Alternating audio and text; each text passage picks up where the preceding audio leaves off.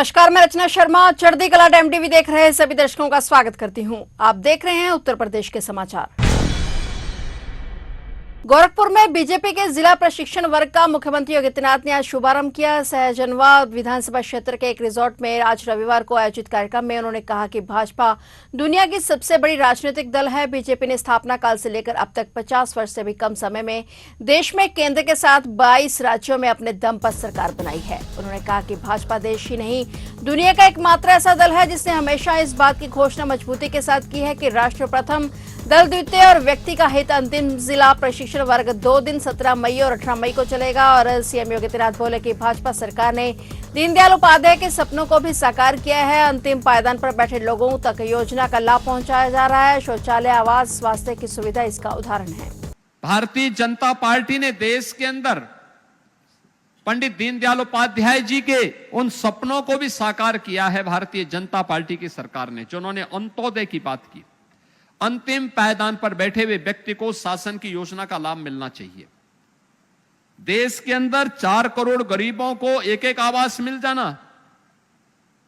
12 करोड़ गरीबों के घर में एक एक शौचालय बन जाना, 50 करोड़ गरीबों को 5 लाख रुपए की आयुष्मान भारत की सुविधा मिल जाना, 80 करोड़ लोगों को फ्री में राशन की सुविधा का लाभ मिलना, 45 करोड़ गरीबों के घर में जनधन का अकाउंट खुल जाना, प्रधानमंत्री स्टैंड अप की योजना हो, प्रधानमंत्री स्टार्टअप की स्कीम हो, प्रधानमंत्री मातृवंदना की स्कीम हो, या समाज के प्रत्येक तबके के लिए, चाहे वह देश के अंदर 10 करोड़ किसानों के लिए प्रधानमंत्री किसान सम्मान निधि का लाभ हो, यह समाज के अंतिम पायदान पर बैठे हुए व्यक्ति को समृद्धि के शिखर तक पहुंचाने के अभियान का क्रम है।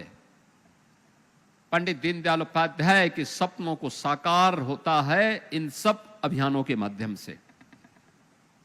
और याद करिए, जब भारतीय जनता पार्टी ने 1986 में और उसके उपरांत यह तय किया था कि देश के अंदर सांस्कृतिक राष्ट्रवाद की स्थापना के लिए अयोध्या में श्री राम जन्मभूमि पर भगवान राम के भव्य मंदिर के निर्माण को हम अपना समर्थन देते हैं। आप देखिए ना, आज भारतीय जनता पार्टी के नेतृत्व की सरकार, डबल इंजन की सरकार बनी, अयोध्या में राम मंदिर का निर्माण हो गया। राम मंदिर का निर्माण एक नए युग का सूत्रपात है। ये राष्ट्र मंदिर है। उन दबी कुचली सभ्यता और संस्कृति के लोगों के लिए एक नई आशा है, जिन्हें दुनिया के अंदर दबाया गया, आक्रांताओं ने जिनकी संस्कृति को रौंदा है। भारत अगर 500 वर्षों के बाद इस सपने को साकार कर सकता है कि कोई कारण नहीं दुनिया की अन्य दबी कुचली जातियां अपने उस लक्ष्य को प्राप्त न कर ले। भारत ने आशा का दीप जलाया है। हैदराबाद के राजीव गांधी इंटरनेशनल एयरपोर्ट पर उस समय अफरा तफरी मच गई जब एम्स्टर्डम में आ रही एक फ्लाइट को ईमेल से बम की धमकी मिली। इस घटना के बाद एयरपोर्ट को हाई अलर्ट पर रखा गया और सिक्योरिटी चेकिंग तेज कर दी गई। इस धमकी के बाद राजीव गांधी अंतर्राष्ट्रीय हवाई अड्डे पर हड़कंप मच गया। ईमेल के जरिए मिली इस चेतावनी के बाद एयरपोर्ट प्रशासन और सुरक्षा एजेंसियां तुरंत अलर्ट मोड पर आ गई। घटना के बाद पूरे एयरपोर्ट परिसर में सुरक्षा व्यवस्था कड़ी कर दी गई। सूत्रों के मुताबिक यह धमकी भरा ईमेल आज रविवार तड़के एयरपोर्ट के ग्राहक सेवा विभाग को भेजा गया था और ईमेल में दावा किया गया कि एम्स्टर्डम में शमशाबाद में अब आने वाली कुआलालंपुर एयरवेज की फ्लाइट में एक मानव रहित बम रखा गया है और संदेश में यह भी कहा गया था कि विस्फोट किसी भी समय हो सकता है। विमान के गंतव्य तक पहुंचने से पहले भी धमाका हो सकता है। धमकी मिलने के बाद संबंधित विमान सुरक्षित रूप से हैदराबाद एयरपोर्ट पर उतर गया। लैंडिंग के तुरंत बाद एयरपोर्ट अधिकारी ने विमान को आइसोलेशन में भेज दिया और जहां सुरक्षा एजेंसी और बम निरोधक दस्तों ने गहन जांच शुरू कर दी। एयरपोर्ट परिसर में सुरक्षा बलों की अतिरिक्त तैनाती की गई ताकि किसी भी संभावित खतरे से निपटा जा सके। बताया जा रहा है कि शमशाबाद एयरपोर्ट को पिछले कुछ दिनों से वह तीसरी बार बम की धमकी मिली है और धमकी के बाद एयरपोर्ट की निगरानी बढ़ा दी गई है। आने जाने वाली उड़ानों और यात्रियों की जांच पहले से ज्यादा सख्त कर दी गई है। हालांकि अभी तक जांच में किसी विस्फोटक सामग्री की पुष्टि नहीं हुई है, लेकिन लगातार मिल रही धमकियों ने एयरपोर्ट सुरक्षा को लेकर चिंता बढ़ा दी है।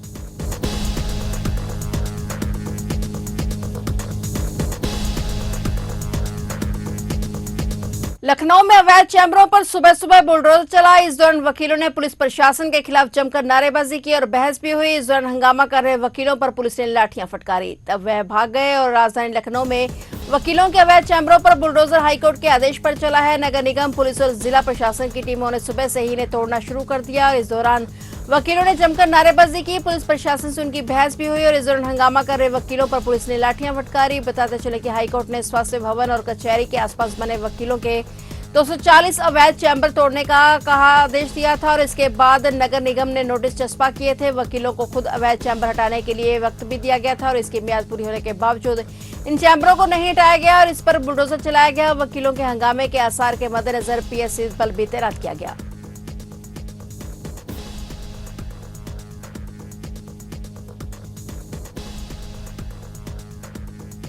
उत्तर प्रदेश के नोएडा में थाना सेक्टर 63 क्षेत्र के डी ब्लॉक स्थित एक गारमेंट कंपनी और एक बैग निर्माण कंपनी में एक भीषण आग लग गई और आग की चपेट में आने से दोनों कंपनियां जलकर खाक हो गई। हालांकि इस घटना में किसी के हताहत होने की सूचना नहीं है। मुख्य अग्निशमन अधिकारी प्रदीप कुमार चौबे ने बताया कि सेक्टर 63 के D140 स्थित ईगल बिजनेस कॉर्पोरेशन नामक कंपनी में दोपहर के समय आग लगी और देखते ही देखते आग ने पूरी कंपनी को अपनी चपेट में ले लिया और इसके बाद पड़ोस में स्थित D139 की शौर्य एक्सपोर्ट कंपनी भी आग की चपेट में आ गई। उन्होंने बताया कि सूचना मिलते ही दमकल विभाग की 16 गाड़ियों को मौके पर भेजा गया। करीब 2 घंटे की कड़ी मशक्कत के बाद आग पर काबू पाया गया। सीएफओ के अनुसार आग लगने के समय फैक्ट्री में बड़ी संख्या में कर्मचारी काम कर रहे थे और कुछ लोग स्वयं बाहर निकल आए, जबकि अन्य को पुलिस और दमकल कर्मियों ने सुरक्षित बाहर निकाला। और उन्होंने बताया कि आग लगने के कारणों और उसके हुए नुकसान का आकलन किया जा रहा है। साथ ही आग को आसपास के अन्य कंपनियों में फैलने से रोक लिया गया। इस घटना के कारण पूरे औद्योगिक क्षेत्र में काफी देर तक अफरा तफरी का माहौल देखने को मिला।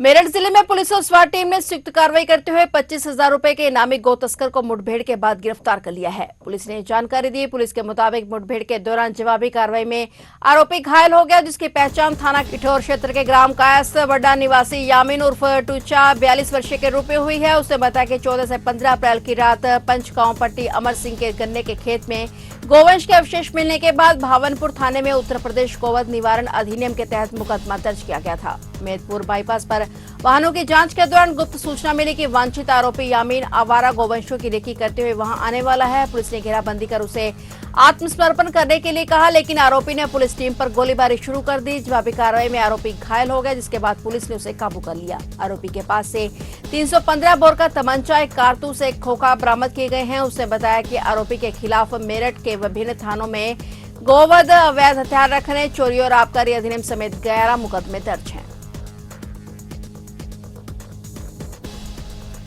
बहुजन समाज पार्टी की राष्ट्रीय अध्यक्ष एवं उत्तर प्रदेश के पूर्व मुख्यमंत्री मायावती ने राज्य में हाल ही में आए आंधी तूफान से हुई भारी तबाही पर चिंता जताते हुए कहा कि राज्य सरकार को प्रभावित लोगों की हर संभव मदद के लिए आगे आना चाहिए और महंगाई को नियंत्रित करने के लिए कदम उठाने चाहिए। मायावती ने कहा कि हाल ही में उत्तर प्रदेश के कई हिस्सों में आए भीषण आंधी तूफान से जानमाल की भारी क्षति हुई है। प्रभावित लोगों और परिवारों की मदद के लिए राज्य सरकार को पूरी उदारता के साथ हर प्रकार से सहयोग करना चाहिए, ताकि प्रभावित लोग अपने उजड़े और बिखरे पारिवारिक जीवन को समेटकर दोबारा सामान्य जिंदगी शुरू कर सके। बसपा सुप्रीमो मायावती ने सरकार को सुझाव देते हुए कहा कि महंगाई और आम लोगों का जीवन कठिन बनाने वाली इस तरह की लगातार बढ़ोतरी को रोकने के लिए सार्थक कदम उठाए जाने चाहिए। बता दें कि उत्तर प्रदेश के कई जिलों में 13 मई को आए तेज तूफान और भारी बारिश के कारण पेड़ और बिजली के खंभे उखड़ गए, मकानों को नुकसान पहुंचा और कम से कम 1 से 11 लोगों की मौत हो गई, जबकि 72 लोग घायल हो गए थे। हालांकि मुख्यमंत्री योगी आदित्यनाथ ने संज्ञान लेते हुए फौरन राहत पहुंचाने के निर्देश दिए हैं।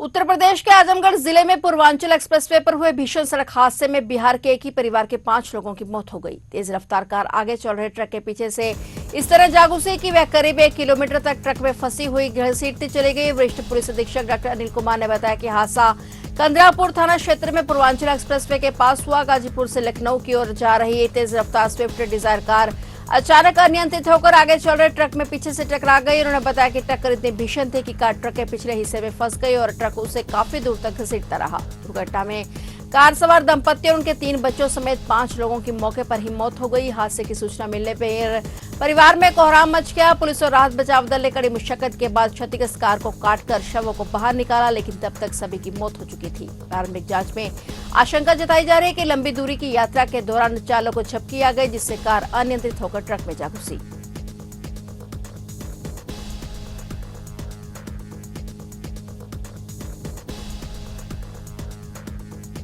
उत्तर प्रदेश के सबसे लंबे एक्सप्रेसवे में शामिल गंगा एक्सप्रेसवे पर अब यात्रियों को सफर करने के लिए टोल टैक्स देना होगा। प्रधानमंत्री नरेंद्र मोदी द्वारा पिछले महीने उद्घाटन किए गए इस एक्सप्रेसवे पर शुरुआती दिनों में लोगों को मुफ्त यात्रा की सुविधा दी गई थी, लेकिन अब यह छूट खत्म हो गई है। करीब 594 किलोमीटर लंबा यह एक्सप्रेसवे मेरठ से शुरू होकर प्रयागराज तक जाता है और प्रदेश के कई बड़े जिलों को जोड़ता है। एक्सप्रेसवे शुरू होने के बाद 15 मई तक वाहनों में कोई शुल्क नहीं लिया गया, लेकिन अब यूपीडा की ओर से टोल दरें लागू कर दी गई हैं और जारी दरों के मुताबिक 2 पहिया वाहन, 3 पहिया और ट्रैक्टर चालकों के प्रति किलोमीटर ₹1.28 टोल देना होगा और वहीं कार, जीप, वैन और अन्य हल्के मोटर वाहनों के लिए यह शुल्क ₹2.50 प्रति किलोमीटर तय किया गया है। सरकार का दावा है कि गंगा एक्सप्रेसवे से पश्चिमी और पूर्वी उत्तर प्रदेश के बीच यात्रा का समय काफी कम होगा और व्यापार, पर्यटन और परिवहन को नई रफ्तार मिलेगी। हालांकि टोल लागू होने के बाद अब यात्रियों की जेब पर अतिरिक्त बोझ भी पड़ेगा। गौरतलब है कि मेरठ से प्रयागराज तक फैला यह एक्सप्रेसवे प्रदेश के 12 जनपदों को जोड़ता है और इसे उत्तर प्रदेश की अर्थव्यवस्था के लिए गेम चेंजर माना जा रहा है। 15 दिन की टोल छूट दी गई थी और अब इसे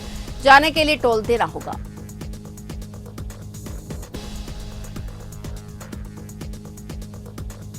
फिलहाल उत्तर प्रदेश के समाचारों में इतना ही। और नए समाचारों के साथ फिर से हाजिर होंगे। तब तक के लिए देखते रहिए चढ़ती कला टाइम टीवी और अब मुझे दीजिए इजाजत। धन्यवाद।